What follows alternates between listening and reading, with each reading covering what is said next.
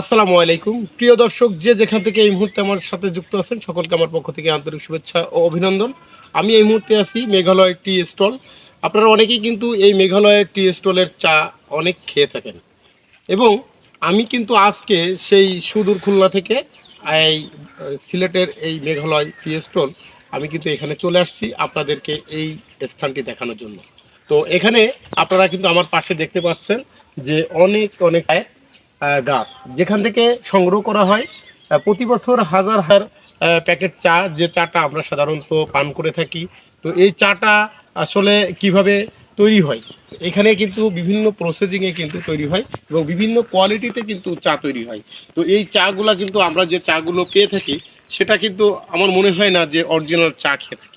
তো তারপরও আমি বলবো যে এই চাটা হচ্ছে যে এই যে চায়ের পাতাগুলি আপনারা দেখতে পাচ্ছেন, তো এই চায়ের পাতা দেখতে আমাদের এলাকায় দেখা যায় যে জলপাই বলে থাকি আমরা।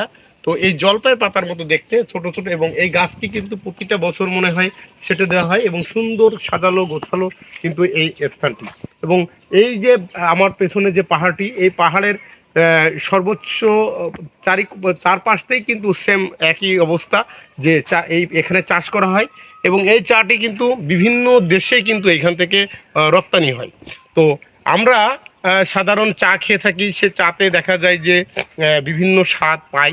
এর জন্য আমি মনে করি যে বিভিন্ন কেমিক্যাল এবং বিভিন্ন প্রসেসিংয়ের মাধ্যমে কিন্তু আমাদের হাতে পৌঁছায়।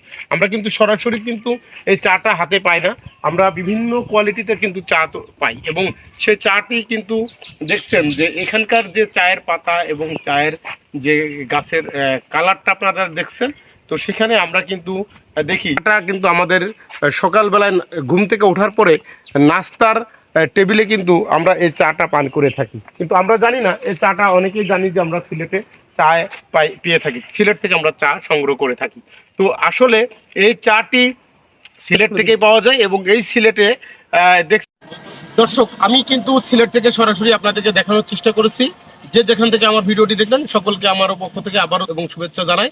এবং হয়তো পরবর্তী ভিডিও আবারও কোনো একটি স্থান থেকে আপনাদের মাঝে উপস্থাপন করব। তো ততক্ষণ ভালো থাকুন, নিজের প্রতি খেয়াল রাখুন। আল্লাহ হাফেজ।